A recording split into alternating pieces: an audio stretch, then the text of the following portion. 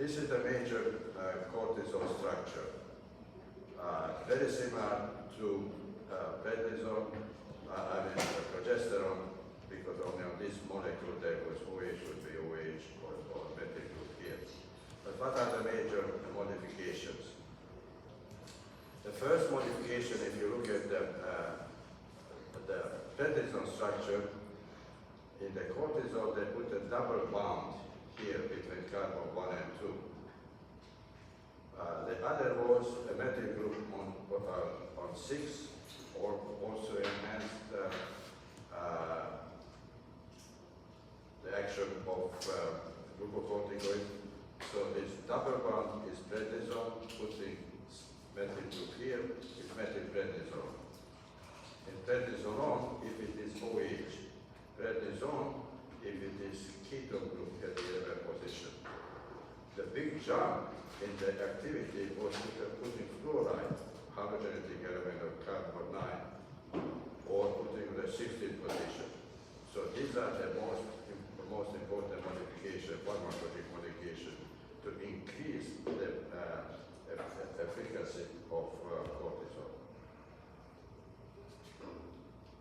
So here are the example. Cortisol, A, B, C, D rings, no double bond here. Look at prednisone. And prednisone. Prednisolone because it's OH and double bond here. Methylprednisolone, you have an additional group here. Dexamethasone, putting additional radicals, especially methyl or chloride, on the 16th position. And prednisone, again, is derivative of cortisone. 11th position ketone group in cortisol, and prednisone is OH here on the 11th position and double bond between carbon 1 and 2. So these are very simple modifications, but it took a lot of experimental work to find out what are the modifications of glucocorticoids to increase the potency. And here is the action of potencies of glucoderivatives in comparison with the action of cortisol. And that's what I told you before even went to the table, because I wanted you to remember. Hydrocortisone and cortisol is one.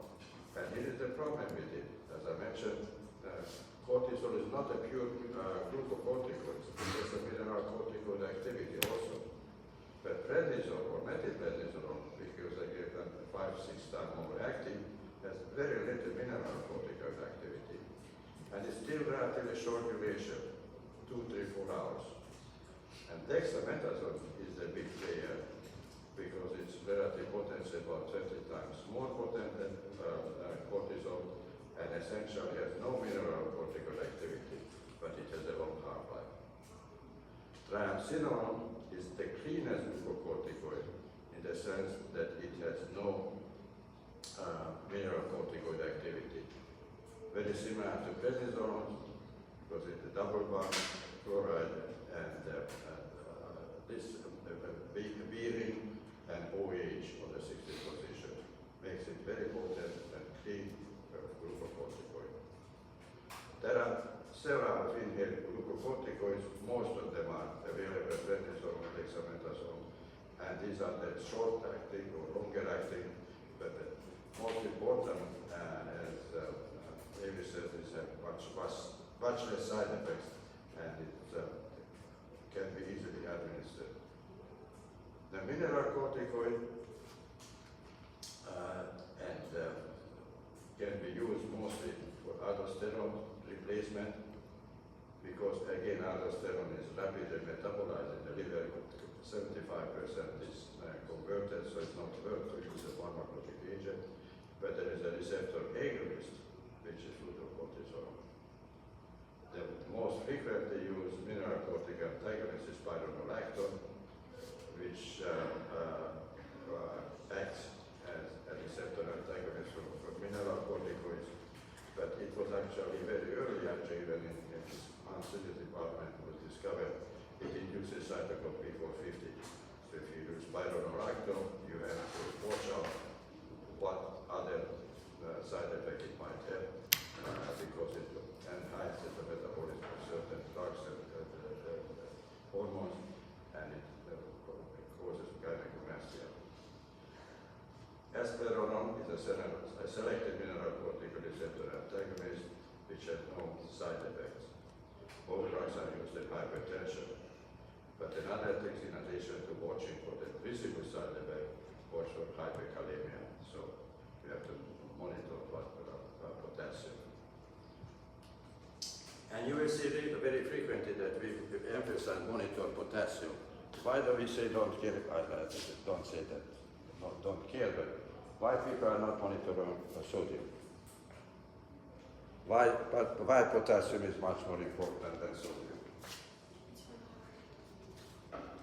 What is the normal level of potassium in the blood? No, potassium 5 and 5. 5. Sodium 130. So sodium is much higher concentration. But potassium is much more important for a crucial organ function. What is it? Cardiac. What is the effect of low potassium in the heart? Conduction system decreases, essentially standstill. The patient dies of hypokalemia. Very small, 10-20% elevation of potassium. High level of potassium. High level of potassium. High level of potassium. Tachycardia. Tachycardia and arrhythmia. Arrhythmia. So both. Potassium is also important. Don't care about sodium. Preach sodium that people should not eat too much because it contributes to hypertension, but nobody died of hypernatremia. But people do die of hyper or hyperkalemia. So that's the reason that I like to put together practical aspects, all the medical clinical sciences. Monitor the damn potassium. 5, because it either high or low will kill you by cardiac effect. The inhibitors of corticoid synthesis, just for your background, we are not going to test you this, but there are certain drugs like mitotin, aminobutyl ketonosyl, which inhibit these enzymes. And I'm sure that Dr. Sue Young will go very more detail, but they don't have much major implication, other than Mediator, which was used for treatment of adenomas. So the summary take-home message from the adenal pharmacology is, please remember the cellular origin for corticoids, glucocorticoids coming from the zona fasciculata, mineralocorticoids for the glomerulosa. And please use the correct name, for heaven's sake. Corticoids, not steroids when you want to give to Johnny or similar boys with allergic condition. Corticoids, or corticosteroids if you want to say. But even that is not enough, because corticoids covers both glucocorticoids and mineralocorticoids. And the effect of inflammation is drastically different. Only the glucocorticoids are anti-inflammatory. Mineralocorticoids causing inflammation are pro-inflammatory. Again, third time, just in this lecture, remembering that the synthetic glucocorticoids are 5 to 20 times more potent than cortisol. Prednisone 5 times, dexamethasone about 20 times, Siloron 25 to 30. Using mineralocorticoid receptor antagonists are needed for blood pressure monitoring, blood potassium, and cardiac function, as we have just discussed. So this is homage to Hans Selye, who discovered the anti-inflammatory actions of steroids, and unfortunately never got the Nobel Prize. Any questions, comments on this? Learn from history. Did you know that a physician who didn't do anything got the Nobel Prize for inflammatory? Yeah, of I really think that is because it's completely unjustified. Completely unjustified. But that's not the only mistake that another price committee made. You know, the 1930